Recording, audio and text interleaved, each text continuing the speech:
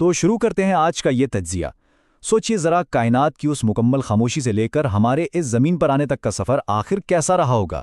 آج ہم انسانیت کی تخلیق، اس کے زوال اور زمینی سفر کے ان حیرت انگیز واقعات پر گہرائی سے روشنی ڈالیں گے۔ چلیے دیکھتے ہیں ان بنیادی حقائق کو جو صدیوں سے بحث کا حصہ رہے ہیں اور جنہوں نے ہماری پوری تاریخ کی بنیاد رکھی۔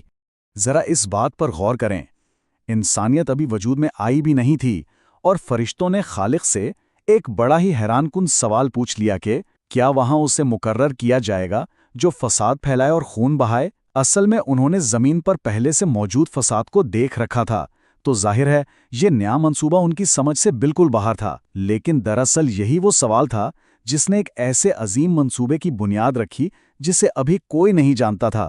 تو اس کہانی کا پہلا باب یہاں سے شروع ہوتا ہے، مٹی سے تخلیق، یعنی پہلے انسان کی شروعات کا وہ عظیم مرحلہ۔ اب اس حیرت انگیز عمل کو تھوڑا سمجھتے ہیں۔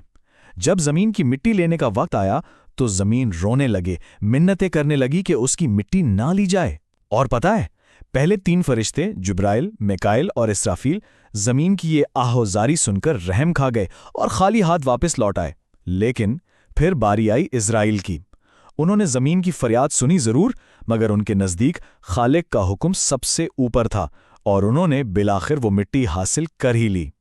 اور دیکھیے، یہی وہ عظیم وفاداری تھی جس کی وجہ سے اسرائیل کو زندگی لینے کی ایک انتہائی بھاری ذمہ داری دی گئی اور وہ ملک الموت مقرر ہوئے۔ اب ایک دلچسپ بات یہاں یہ ہے کہ اسرائیل کو ڈر تھا کہ انسانیت ان سے نفرت کرے گی، تو خالق نے ان سے وعدہ کیا کہ دنیا میں لوگ بیماریوں، حادثات اور بڑھاپے کو موت کا سبب مانیں گے، یعنی اسباب کا ایک پردہ ڈال دیا جائے گا تاکہ کوئی براہ راست صرف انہیں ہی الزام نہ دے۔ بڑا ہی گہرا نظام ہے نا؟ اس کے بعد آتا ہے دوسرا حصہ، سجدے سے انکار۔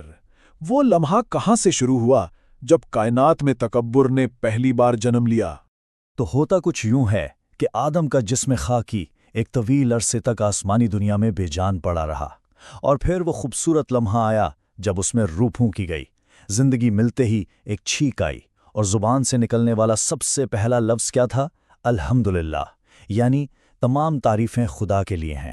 سوچئے ذرا، اس نئے وجود کی سب سے پہلی فطری آواز مکمل شکر گزاری پر مبنی تھی۔ اب یہاں پر ایک بڑا ہی زبردست کائناتی موازنہ ہمارے سامنے آتا ہے۔ ایک طرف آدم ہے، بالکل عاجز، مٹی سے بنائے گئے، جنہیں خود خالق نے تمام ناموں کا علم سکھایا، اور وہ مکمل شکر گزار اور فرمانبردار نکلے۔ اور دوسری طرف ابلیس، آگ سے بنایا گیا، تکبر سے لبھا لب بھرا ہوا۔ اس نے خود کو بہتر سمجھا، سجدے کے حکم سے صاف انکار کر دیا اور اپنے اسی غمنڈ کی وجہ سے ہمیشہ کے لیے رندہ درگاہ یعنی مردود ہو گیا۔ جنت سے نکالے جانے کے بعد ابلیس غصے میں بالکل آگ بگولا تھا۔ اس نے قیامت تک کی مہلت مانگ لی، اور صرف مہلت نہیں مانگی بلکہ ایک خوفناک اعلان بھی کر دیا۔ اس نے قسم کھائی کہ وہ چاروں اطراف سے، سامنے سے، پیچھے سے، دائیں سے اور بائیں سے انسانوں پر حملہ آور ہوگا۔ اس کا ایک ہی مقصد تھا، یہ ثابت کرنا کہ انسان اندر سے ناشکرا ہے۔ پھر شروع ہوتا ہے تیسرا مرحلہ، ممنوع درخت، جنت کی وہ آزمائش جس نے آنے والے واقعات کا رخ طے کیا۔ دیکھیں، جنت جیسی جگہ میں بھی آدم کو ایک تنہائی کا احساس ہوا۔ اس تنہائی کو دور کرنے کے لیے ہوا کو تخلیق کیا گیا، اور جب آدم ان کی طرف بڑھے تو فرشتے نے روکتے ہوئے بتایا کہ پہلے اس رشتے کو پاک بنانا ضروری ہے۔ یہ انسانی تاریخ کا سب سے پہلا نکاح تھا، اور اس کا حق مہر کیا تھا؟ نبی صلی اللہ علیہ وسلم پر درود بھیجنا۔ اس عظیم رشتے کے بعد انہیں جنت کی ہر نعمت استعمال کرنے کی کھلی آزادی مل گئی، سوائے صرف ایک درخت کے۔ بس ایک پابندی لگائی گئی تھی۔ لیکن ہم جانتے ہیں ابلیس کہاں چپ بیٹھنے والا تھا۔ اس نے انتہائی مکاری سے جنت میں دوبارہ گھسنے کا ایک پورا منصوبہ تیار کیا۔ اس نے پہلے جنت کے دروازے پر ایک مور کو دھوکہ دے کر اس کی مدد لی۔ پھر پہرے دار فرشتوں کی نظروں سے بچنے کے لیے وہ چپکے سے ایک سانپ کے منہ میں چھپ گیا، اور آخر میں جنت کے اندر پہنچ کر ہوا کی ہمدردی حاصل کرنے کے لیے جھوٹے آنسو بہانے لگا۔ بالکل ایک سٹیپ بائی سٹیپ سازش۔ ان کی معصومیت اور تھوڑے سے تجسس کا فائدہ اٹھاتے ہوئے اس دھوکے باز دشمن نے سیدھا وسوسے ڈالنا شروع کیے۔ اس نے ان سے کہا کہ اگر تم اس درخت سے کھا لو گے تو ہمیشہ کی زندگی پالو گے اور فرشتے بن جاؤ گے، اور سب سے بڑی بات، اس نے خدا کی جھوٹی قسم کھائی۔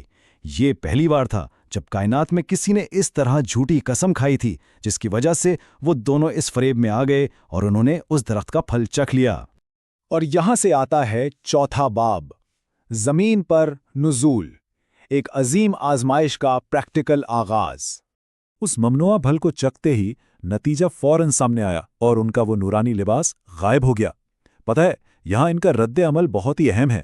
ابلیس کی طرح اپنی غلطی پر تکبر یا بحث کرنے کے بجائے آدم اور حوا نے فوراً وہی مٹی جیسی عاجزی اپنائی۔ انہوں نے اپنے خالق کے حضور مکمل توبہ کی اور یہ بہترین دعا مانگی کہ اے ہمارے رب، ہم نے اپنی جانوں پر ظلم کیا، اور اگر تو نے ہمیں معاف نہیں کیا تو ہم یقیناً خسارہ پانے والوں میں سے ہو جائیں گے۔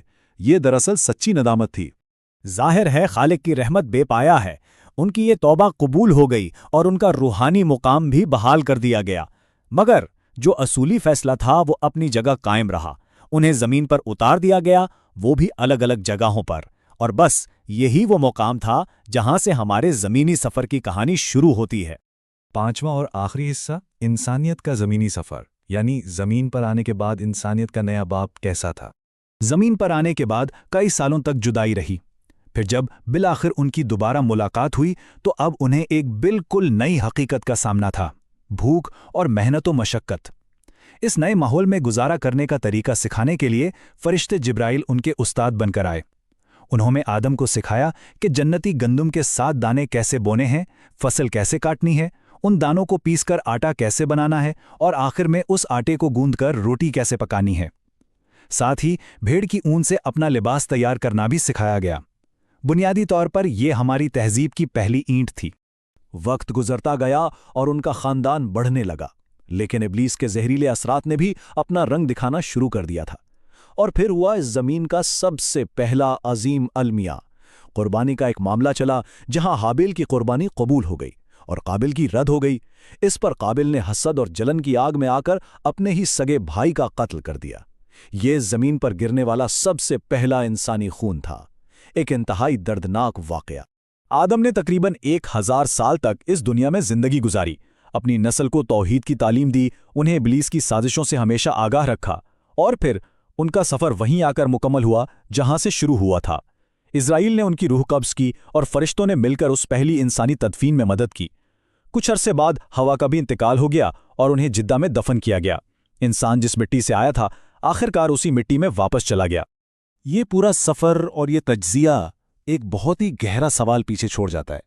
دیکھیے، زندگی میں انسانوں سے غلطیاں ہونا تو بالکل طے ہے، ہم سب انسان ہیں، لیکن اصل بات یہ ہے کہ غلطی ہونے کے بعد ہمارا رد عمل کیا ہوتا ہے۔ کیا غلطی کے بعد ابلیس کی طرح اس آگ جیسی ضد اور تکبر کو چننا چاہیے، یا پھر آدم اور حوا کی طرح مٹی جیسی عاجزی اپناتے ہوئے سچی توبہ کا راستہ اپنانا بہتر ہے؟ یہ ایک ایسا سوال ہے جس پر غور کرنا شاید ہماری پوری زندگی کا رخ بدل سکتا ہے۔ ضرور سوچئے گا۔